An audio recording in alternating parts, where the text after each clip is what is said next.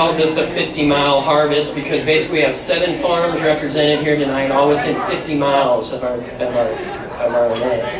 I'd like to say a personal thank you to the Smith family just for being so generous tonight and letting us put this event on down here.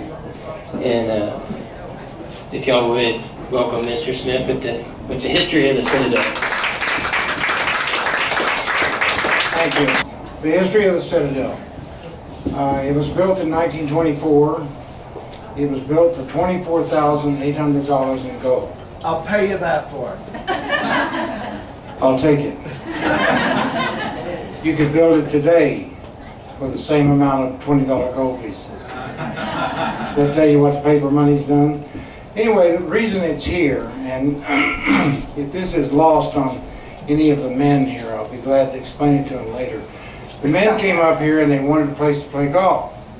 So they laid out a golf course, and a fellow by the name of Albert Finn, who was an architect, who took a correspondence course in architecture. He was from Belleville, Texas, laid out part of the golf course, and then they got a professional to lay out the rest of it. While they were laying out the golf course, these 5 men from Brenham, none of whom had any background in construction at all, started having to sleep on the couch and eat at the cafe. Well, it turned out the women wanted a place to dance and play cards, and they didn't care about a golf course. The golf course is gone and the building is here. Now, if that's lost on any of you men, I'll be glad to tell you about it later. I'll explain to you what's wrong. They started in 1924. Albert Finn drew a set of plans on the hood of a car right out here one Sunday afternoon, and they started construction. And about 11 months later they finished. The house, the reason it's named Citadel is Citadel in the dictionary means hilltop fortress. And the first night I was here, it was raining in the ballroom, if you haven't been up there. But the first night I was here, I looked at the walls and realized the type of construction it was. And I brought a 50 caliber Sharps rifle up here, something that the guy in the cowboy hat more likely has one too. And I fired it into the wall and it didn't make a mark. So I thought Citadel was an appropriate name for the building, so that's why it's named Citadel. Anyway, they built the building, they built the golf course. The golf course had sand tees. They did not have enough water to have greens. They had sand tees, and when I first worked on this building, and there's a young couple back there that got married here some years ago, just about 4 years, because she's not old. She was 12 back when we did. Anyway,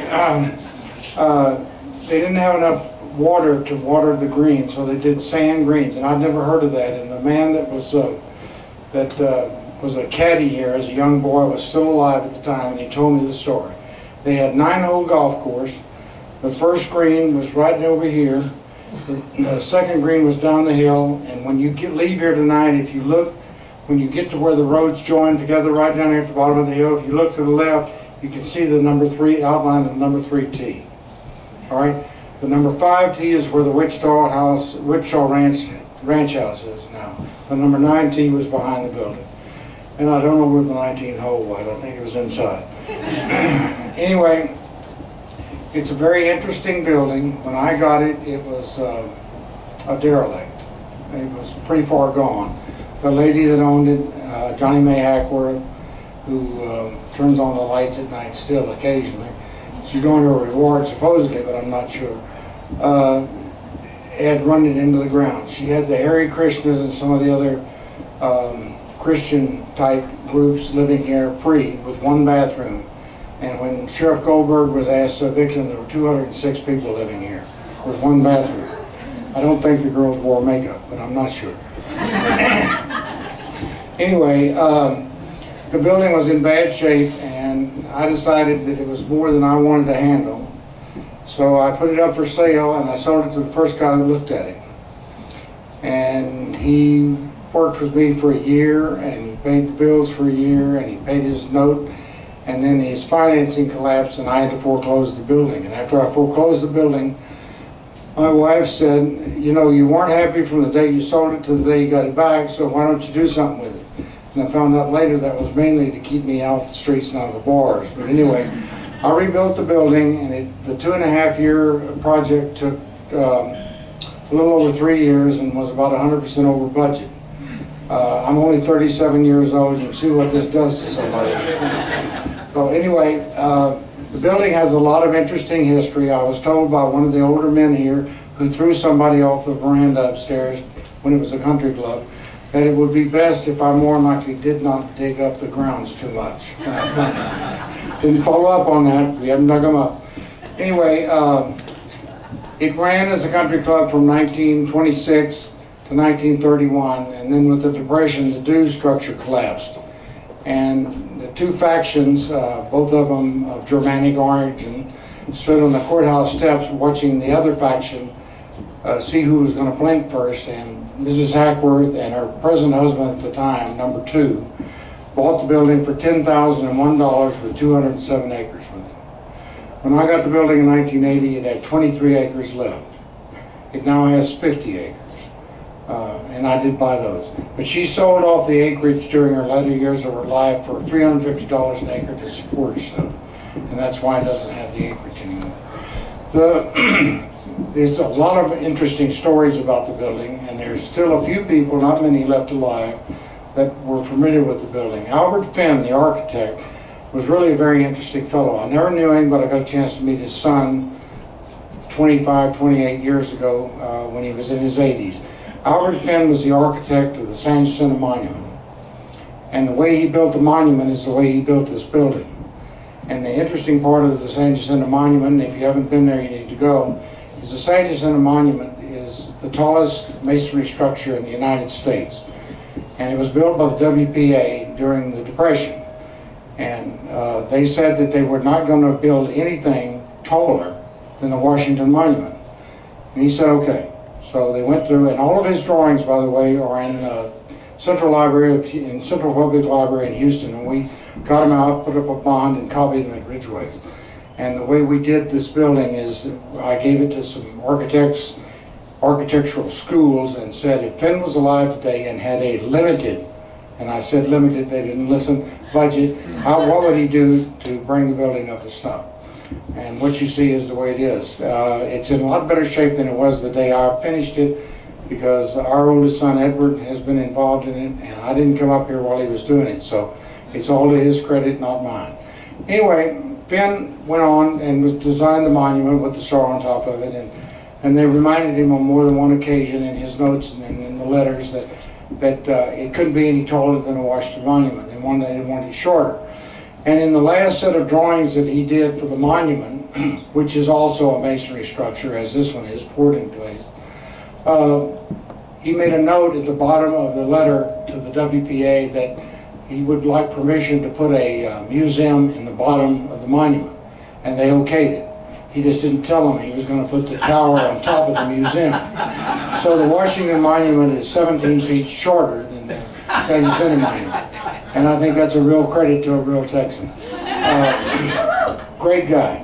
I can tell you a lot of different stories. I can't remember them all right now, but I've heard, when we were rebuilding the building, I heard 60 or 70 different stories, some of them conflicting, some of them having to do with three-way romances and divorces and other things. And then I was told again I wouldn't dig up the yard too much, so I didn't dig up the yard. The building is, as you see it today, is pretty much the way it was then, with the exception it's got 39 tons of air conditioning. And we did the best we could to hide it so you don't see it. In the ballroom there are 2 spare beams in the ceiling. And those 2 spare beams carry the air conditioning. Downstairs, the supports for the ballroom are extended between each other, and that carries the ductwork for the air conditioning. One of the real interesting stories, and I'm going to not take a lot of time, is the ballroom is supported by 2 8 by 24 inch I-beams that were built at Bethlehem Steel in Bethlehem, Pennsylvania. And there was one man still alive that was a boy when the building was built. The I-beams were shipped down from Pennsylvania to Galveston. They were put on a lighter barge and brought up to the Brazos River to Chapel Hill. And this man, who was in his late 80s, in 1980, told me that they rented his dad's team and about 7 other teams of mules, and they towed those beams from Chapel Hill up here by putting round logs under them in front of them and take the other one back, the same way that supposedly the Egyptians did. The round log, when we were rebuilding the building, we uncovered those beams, and they're the ones that hold the roof of the ballroom up. And they're marked and they're dated. And I asked him, how in the hell did they do that? And he said, well, it's an interesting question. They didn't have any steam power. They had one steam crane here, but it was a lightweight unit, so it was all manpower. And all the walls are poured with 8-inch concrete, and they were poured by hand. It was a 9-day pour, continuous pour, and there's not a joint in it except at the northwest corner of the building. And that's because it was built by masons, and that's the way they built the Solomon's Temple. Was the same way. The starting and stop is in the northeast corner, pardon me. Anyway, I asked him, and he said they took cross ties from the railroad, which used to run right out here in front, and they stacked them 2 by 2 by 2 and jacked up the beams each time they went up. And when they finally got up high enough, I said, well, how did they move the beams over onto those columns that are on each end of the fireplace, and then the front columns here, or those behind you there by the front door? How did they move them over? And he said, we greased them. So when we took the building apart, there's still the grease on the beams, and what they did is they got the beams high enough and slid them over onto the column.